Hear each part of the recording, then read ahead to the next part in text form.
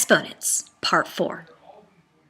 In today's lesson, students will learn how to multiply exponents by adding exponents. By doing what? Adding exponents. Very good.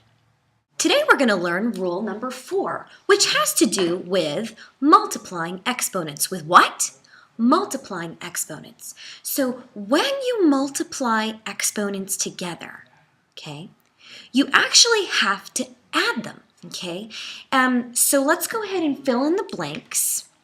Read it with me. Rule 4, when, and then we're going to write multiplying, okay? And multiplying means there's going to be a dot between two bases and exponents, okay? When multiplying exponents with the same base, remember, the base is the big number. The base is the what? The big number. So when multiplying exponents with the same base, you want to add the exponents, okay? You want to add them together and use only one base to write in exponential form. So I'm going to go ahead and explain to you why this is. Let's talk about 2 to the first power times 2 to the second power. So how many 2's are there in 2 to the first power? What is 2 to the first power? Any base to the power of 1 is that number. So it's 2, right? Okay, so. And how many 2's are we talking about when we talk about 2 squared? How many 2's? 2, right? So we're really talking about 2 times 2 times 2. Is that right? How many 2's is that? That's 2 to what power? 2 to the power of 3, right? 2 to the power of 3. So if you would have just added 1 plus 2 and then kept the base of 2, would you have gotten 2 to the power of 3? Yes? Yes, absolutely. Okay, so this is why when you see this multiplication sign and these have the same base, what's the base here? The base is what? The base is 2. You're going to take the exponents that you see and you're going to add them. And the exponents could be both positive numbers.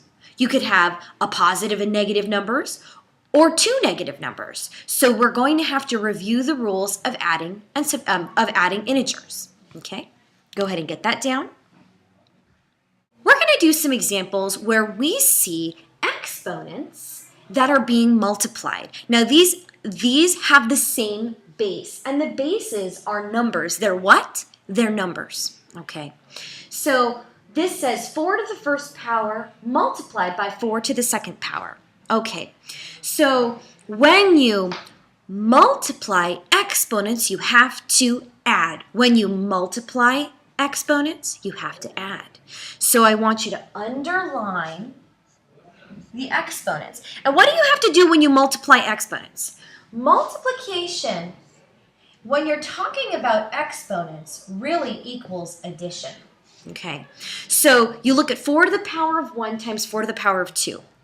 Well, when you multiply, add exponents, okay, what's 1 plus 2, my friends? 1 plus 2? 1 plus 2 is 3. So you combine it as one base as 4 to the power of 3. Do we have to rewrite this as a fraction? Is that a negative exponent? Then no, we do not. Okay, only if that's a negative exponent you would have to rewrite that. But we could expand it, right? 4 to the power of 3 means what? It means how many 4's? 3 4's. It means 4 times 4 times 4, right? And we know that 4 times 4 is 16. 16 times 4 we've done many times. It is 64, okay? So there's your standard value. Let's do another example with positive exponents that you are multiplying. Remember, when you multiply exponents, you have to add. Say it with me now. When you multiply exponents, you have to add. That's right. So we say 3 to the power of 3 times 3 to the power of 2. Okay. So you're multiplying exponents. What do you have to do? Underline the exponents and add them together. So what is 3 plus 2? The exponents. Look at the exponents. 3 plus 2 is 5. So you combine it together as 3 to the power of 5. Okay, 3 to the power of 5. Do you need to rewrite this as a fraction? Okay, the question is, Is that exponent negative? Is it negative? No, it's not. So you don't have to rewrite it. So 3 to the power of 5, how many 3's am I talking about? I'm talking about how many 3's are multiplied together. 5 of them, right? So I say 3 times 3 times 3 times 3 times 3. We haven't done this one before. So for every pair of 3's, you're going to multiply them together. So you say, well, 3 times 3 is 9. And then this pair of 3's here, 3 times 3 is 9. And then you think, well, what's 9? And then you multiply it by 3. So then you think, what's 9 times 9, which is 81? And then you have to multiply it by 3. 81 times 3. Let's do that together. Ready? Okay. I'll erase this one here. So 3 times 1 is 3. 3 times 8 is 24. So what's your answer? What's your answer? 243. Good job. Great. Okay. So we're going to take a look now at an example of when you have a negative exponent and a positive exponent. Okay.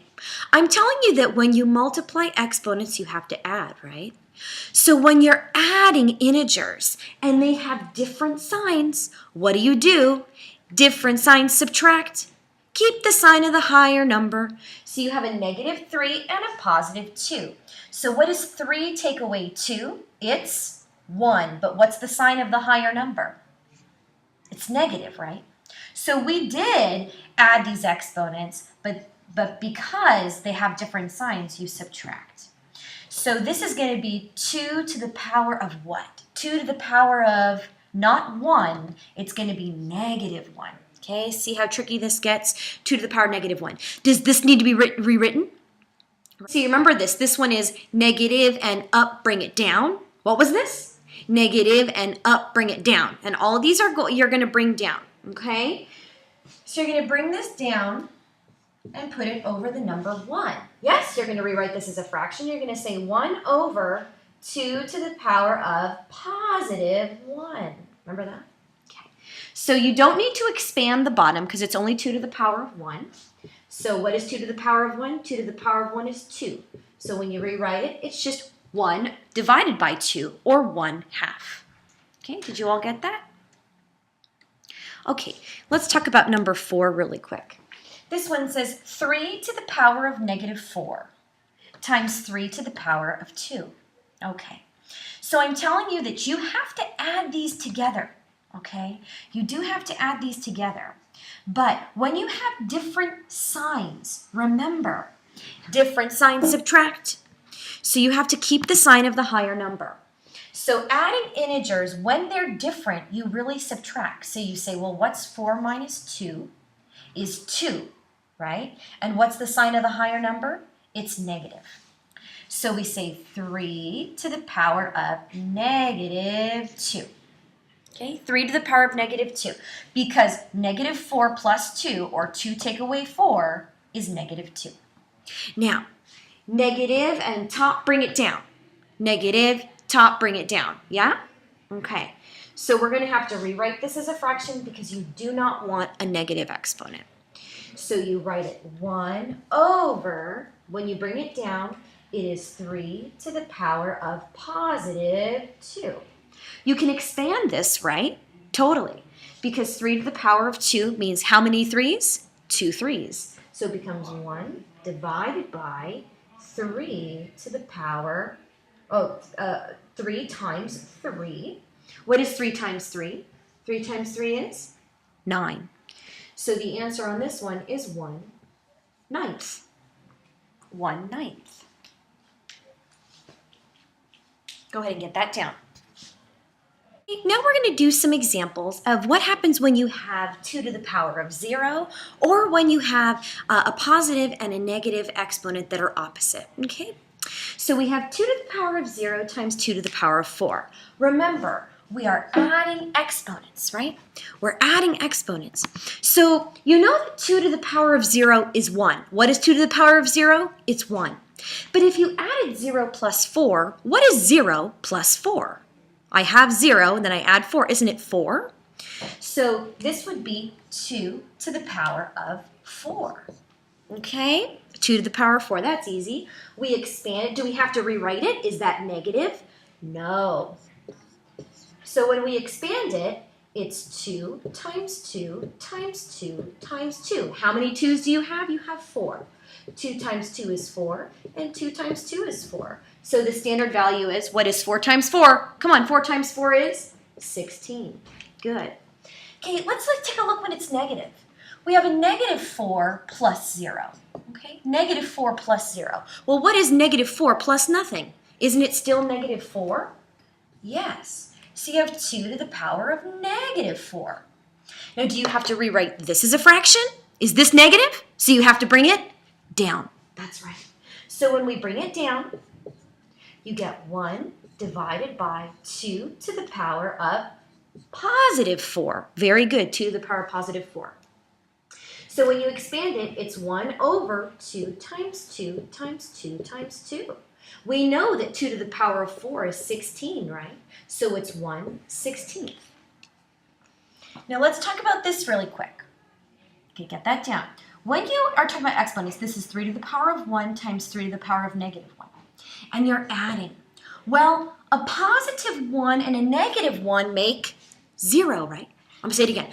A positive 1 and a negative 1 make 0. So this is going to be 3 to the power of 0. Does anyone remember what is any base to the power of 0 is? 1. Do we have to rewrite this? No, it's not negative.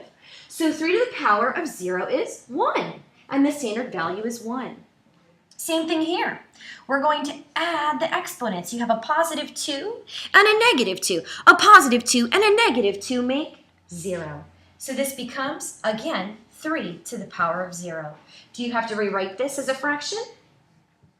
No. What is 3 to the power of 0? It's 1. Very good. Okay. Go ahead and get that down.